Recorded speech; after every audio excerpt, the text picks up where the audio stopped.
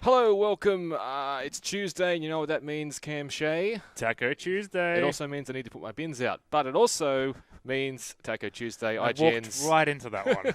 IGN's weekly look back at some of the most memorable racing games in the business. With a side order of bins. Domestic duties. As you can see, this week we're taking a look back at the original Need for Speed. We are playing... And not just Need for Speed, the Need for Speed. Yes, the Need for Speed. Road and Track presents the Need for Speed. It is old. Yeah, when was this released? Okay, so like I was just about to say, we are playing this on PlayStation 1. Yep. But it was released on 3DO first, which we It was too. I'd forgotten about that. which we don't have in the office, so we can't play. Released in August '94. Wow. '94. I was still in primary school. Yeah, pre PlayStation. Released on DOS the following year in '95, and then released on PlayStation the following year after that, '96. Wow. So that's that. The Need for Speed. Oh my god. I don't think I've seen this game since the late 90s. Yeah, it's because I played all these games in the series, but I would just kind of move on to the next one by and large and play that. Yeah. Well, they were a little like that because there wasn't a great deal to them, as we'll see in a moment. I'll skip through this now. This is, to be fair to Need for Speed. Need for Speed is incredibly popular racing game, and it's the most successful racing series. Full stop. Partly because there's been so many of them. There's been almost there's been basically one a year, almost every year since the mid '90s. Yeah. They took last year off. I think the last time they took a year off was 2001. Yeah, right. So that's why it was such a big deal when EA cancelled. Well, they sort of took last year off to work on the next one. The reason we're sort of looking back at this one is because last week, as you probably saw, EA's just announced Need for Speed. No, the. Oh, okay. Yeah. Good. Need Gotta for get Speed. it right. Good grief. I think they should just keep shortening it. Yeah. It should just be Need for. Need for. And then just Need. Need the game. And I'll get to this we'll go through a few races, but one of the things they mentioned is that Need for Speed, not the Need for Speed, the new one, the 2015 Need for Speed, is it's a full reboot, in inverted commas. And it's they want to go back and recapture the core pillars of the series, which they maintain are deep customization, authentic urban car culture, a nocturnal open world, and an immersive narrative that pulls you through the game. One of the things I want to... So this game has none of that? Yeah, this game has none of that. So they're rebooting it to Underground? That's exactly it. Yeah. Which is not a bad thing, because Underground... I would have thought one of the key pillars, by that logic, would be rain-slicked streets. Yeah, that's true. Underground is a great fit for a future Taco Tuesday, and naturally we'll get to it, but it feels as if it's not really the key pillars of Need for Speed in general. It's what they became. Like Need for Speed never had open worlds up until Underground 2. They were all about those bespoke design, custom tracks that were sort of laid out with care and individually crafted corners and all that kind of stuff. So let's just dive. But the key pillar was like kind of cross country, like blazing across, like across a long... Oh, are they... Yeah, that's it. They're circuits. No, well, some of these I kind of remember it as like point A to point B. Yeah, no, some of them are circuits. Okay. Some of them are point to point. The point to point ones have traffic and cops. Yeah, because that's what like Need for Speed was to me. Yeah. Yeah, they have traffic and cops only when you're in the head-to-head mode, not in the race mode when you're racing 7 other cars. Right. Let's just dive in. 8 cars total. They better be good ones. These are them. Oh, yeah, they're not bad. Porsche. Yeah. This is part of the reason why when Gran Turismo came out, like only 2 years later, it was such an absolute mind explosion. Yeah. You're like, what? It had a million cars. You've got a million cars? A million cars. Yeah. I'm pretty sure that's the number. A million cars. Need for Speed had 8. It came on so many discs that you had to like it was like shipping container, like Yeah. of discs.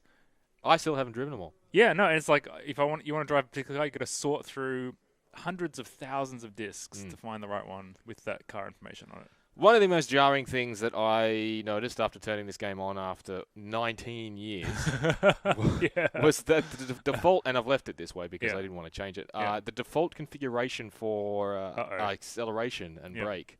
Accelerate is square and brake is X. Right. Which I did not anticipate at all. And I'm sitting there on the line braking constantly. Yeah, that's unusual. Also, if you do boot this up on a PS3, which is how we play our PlayStation 1 and 2 games in this office, because it's one of the fat ones that's backwards compatible, do not turn on analog mode, because it will render your controller a brick. What?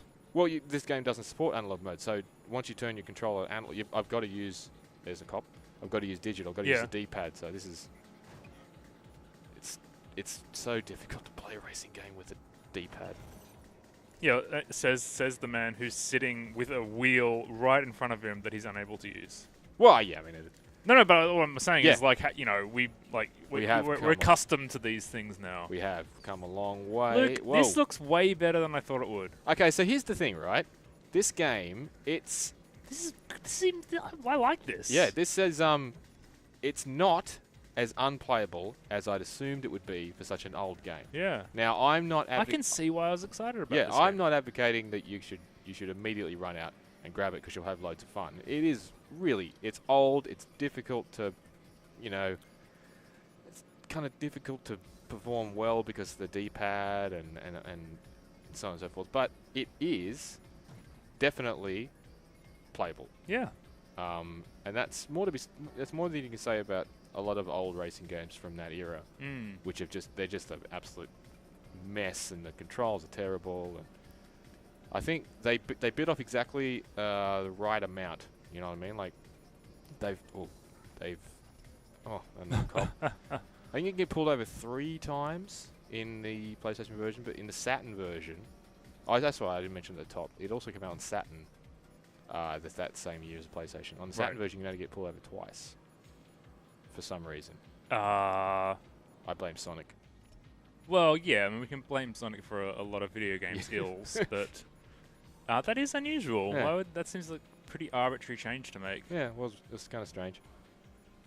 But look at that. Graphics! Yeah. Yeah, this is kind of taking me back, Luke. Yeah, man. You're taking me on a figurative drive down memory lane. That is my aim. Yeah. That is my aim. So yeah, this brings me around to the point that we mentioned at the top about the reboot, the upcoming reboot for Need for Speed, and how they're attempting to capture the key, the essence of Need for Speed, so to speak. I don't know that it will do that entirely based on sort of the information that we've got so far. We haven't seen the game, and I'm sure it'll look amazing. Like the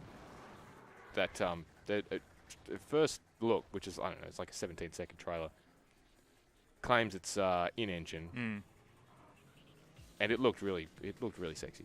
But who's to say that's, you don't really get a good feel for what the game will look like. The gameplay will look like from a couple of brief little video vignettes.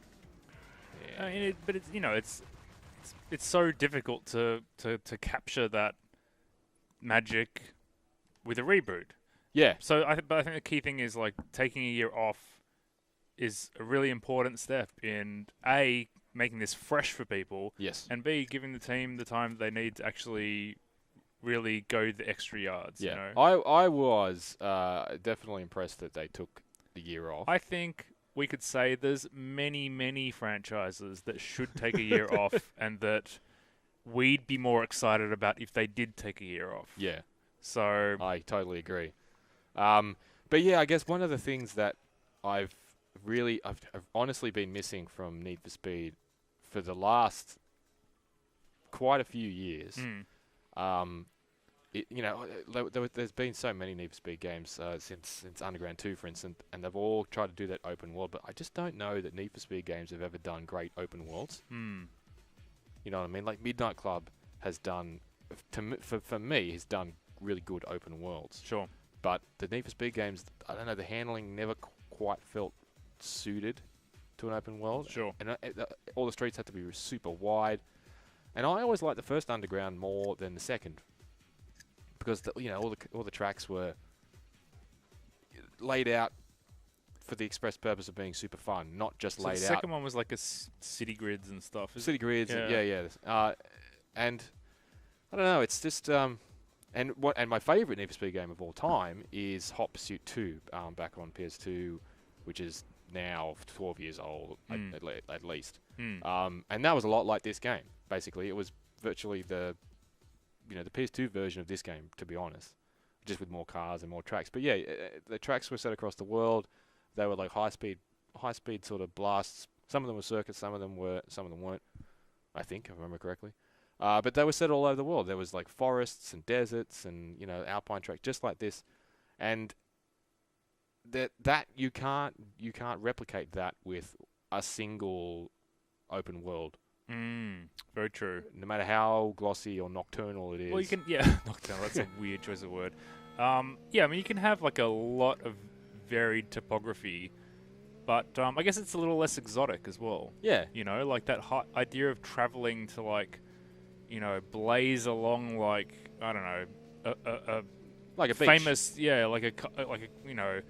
The coastline in Europe or wherever it may be. Is quite it's a different prospect to exploring an open world. But I mean, it's I don't want to be too cynical about it, because I am looking forward to seeing what a Need for Speed game with a longer development cycle looks like. Built on the latest version of Frostbite, the same version of Frostbite that Battlefront's running on. Battlefront certainly is no slouch in the visual department. I mean, what I'm most looking forward to is obviously the storyline. Because storylines in Need for Speed, it's one of its core pillars. They just go hand in hand. That is true. I do miss the old school of Need for Speed, where it's just high speed cars, long straight bursts, down cool locations. Etc. Customization, which sort of came in later on. I don't mind that. But I don't know. The open world story. They're pillars of Need for Speed that came in a long time after Need for Speed had been established. Hey, so look, how do the circuit races hold up? Like, are they in any way as fun? Because it feels to me like the handling isn't really built for, like, rigorous cornering and driving lines, racing lines. No, and that kind of stuff. no, not at all. No, it's not. It's not built for any of that. It's not built for like sort of braking and. That's good, because I don't like to brake. The only reason to brake is to enter a power slide. Yeah, as far as I'm concerned. It's not really built for power slides either. Oh, god damn it! So my HUD is disappearing for some reason. I guess that's what happens when you play 19-year-old games on. What's this? A 10-year-old piece of hardware now? Yeah, I definitely feel like we should be looking at this on a CRT. Yeah, that's true. Because there is it's a big change. It does something to it. Yeah. Looking at these things on HDTV. But I still think it's good. I still think it looks pretty fun. Yep. That is Need for Speed. The Need for Speed owes basically. To be fair, I think it owes its entire existence to the Test Drive series, which came before it. Yep. There's your HUD. You got your HUD on. Yeah. Oh, there we go. Sorry, you have a HUD on, I should say. Not least of which because the guys who made the Test Drive games, Distinctive Software, were the team that was actually bought by EA. I see. And turned into EA Canada in order to make the Need for Speed games. Yep. But that is that. Thank you, Cam, for being my co-pilot. You know what I always wondered about Need for Speed? What's that? Is whether or not they were high-fiving each other when they discovered that so long after Top Gun was released that no one had decided to make a racing game and call it Need for Speed. You know, I look at people who make racing games these days and think, how can you think of a title that hasn't been used before? Yep. But back then, in the 90s, they must have been partying. It does seem like an obvious choice. Yeah, that or I don't know, hiding next to the phone, waiting. What for if they'd Gary called it Buchanan like people to call in? Maverick, or there's a bunch of other things they could have chosen from that film. Yeah, it's true. It's true. Thank you, Cam. Thank you, Luke. We'll be back next week with I don't know what are we gonna do next. Maybe it's my turn. Maybe if I can find time, then I'll lead next one, and it's gonna be Rallylicious. Let's just say that. Ooh, that's a nice teaser. All right, thank you. See you next week. Bye. Bye.